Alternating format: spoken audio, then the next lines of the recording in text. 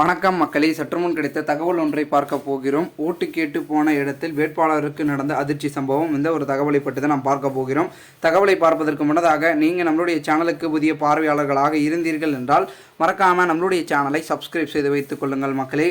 தற்பொழுதைய பொறுத்த வரைக்கும் அனைத்திந்திய அண்ணா திராவிட முன்னேற்ற கழகத்தில் பெரும் விதத்தை காட்டிலும் தேனி தொகுதி அதிமுக தொகுதி தான். ஓகேங்களா? எப்படி சொல்ல வரேன்னா, கிட்டத்தட்ட பார்த்திங்கன்னா நம்மளுடைய முக்கிய அங்கங்களாக இருக்கக்கூடிய திராவிட முன்னேற்ற கழகம், இப்பொழுது ஆளுங்கட்சியாக இருக்கக்கூடிய திமுக, கிட்டத்தட்ட சட்டமன்ற தொகுதியில் எல்லா தொகுதியிலும் மெஜாரிட்டி வெற்றி பெரும் விதத்தில் அதிகமான வாக்கு வித்தியாசம் அப்படி இப்படின்னு வெற்றி பெற்றாங்க.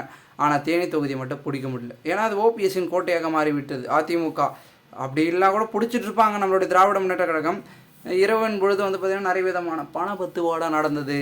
நிறைய விதமாக பார்த்திங்கன்னா ஒரு ஓட்டுக்கு அப்படி இப்படி என்று பார்த்திங்கன்னா கொடுத்ததுனால தட்டி தூக்கிட்டாங்க. காலையில் ஓட்டு போடும்போது சொல்ல ஒன்றும் பண்ண முடியாது ராஜா அப்படின்ற மாதிரி செயல்பாடுகள் தீவிரமாக நடைபெற்றது. அதன் பிறகு அதிமுகவும் அது இப்போ பெரும் வாரியாக மாறிவிட்டது.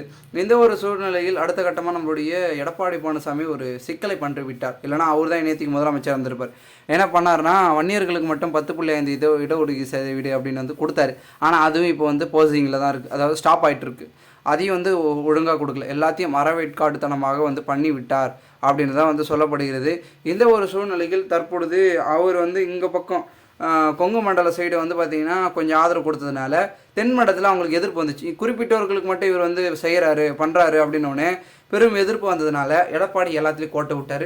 வாக்குகள் பிரிந்தது. அப்படியே மொத்தம் அதிமுகவிலிருந்து திமுகவுக்கு போச்சு. டோட்டலாக ஃபினிஷ்ட் கொலாப்ஸ் ஆன பார்த்திங்கன்னா சட்டமன்ற தேர்தல் அப்படின்னு தான் சொல்லப்படுகிறது.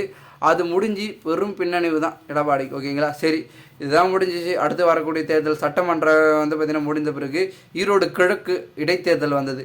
அதுலேயும் பார்த்திங்கன்னா பின்னணிவு தான். சரி, காங்கிரஸும் திமுகவும் பெரும் மெஜாரிட்டியில் பார்த்திங்கன்னா கை கோர்த்து கூட்டணியில் பிரச்சாரம்லாம் மேற்கொண்டாங்க. அதேமாதிரி பாரதிய ஜனதாவுடன் கூட்டணி அமைத்து எடப்பாடி பழனிசாமி பார்த்திங்கன்னா இருந்து கொண்டிருக்கலாம் என்று ஒரு செயல்பட்டு தீவிரமாக இறங்கினார்.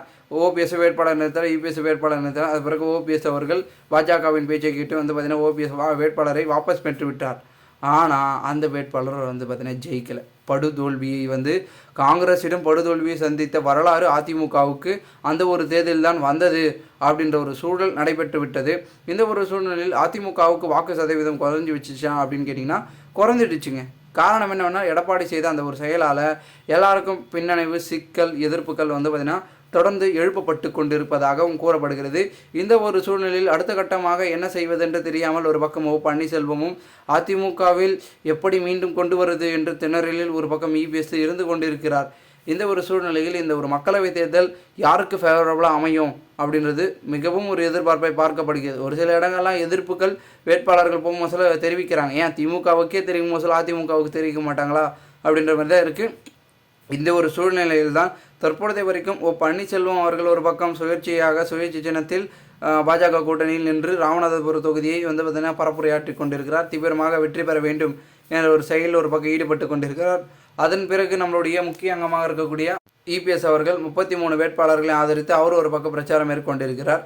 யாருக்கு ஃபேவரபுளாக இந்த ஒரு தேர்தல் அமையப் போகிறது அப்படின்ற எதிர்பார்ப்பும் தொடர்ந்து எழுப்பப்பட்டு கொண்டிருக்கும். இந்த ஒரு வேளையில் அடுத்தடுத்து நாம் பார்க்கலாம் யாருக்கான ஒரு களமாக இந்த ஒரு அரசியல் களம் மாறப்போகிறது, ஆட்ட நாயகனாக யார் திகழப் போகிறார்கள் என்பதை நாம் பொறுத்திருந்து பார்க்கலாம். மேலும் இதுபோன்று நீங்கள் அரசியல் சார்ந்த உண்மை நிலவரங்களாம் தினசரி நீங்கள் தெரிந்து கொள்ள நம்மளுடைய சேனலை சப்ஸ்கிரைப் பண்ணிவிட்டு கூட இருக்க பெல்லைக்கான ஆளில் கொடுத்து வைங்க மக்களே. அப்போ தான் நம்ம போகிற அரசியல் சார்ந்த காணொலிகளாம் உங்களுக்கு உடனுக்குடன் நோட்டிஃபிகேஷன் மூலமாக வந்து கொண்டே இருக்கும் என்பதனை தற்பொழுது தெரிவிக்கிறேன். நன்றி, வணக்கம் மக்கள்.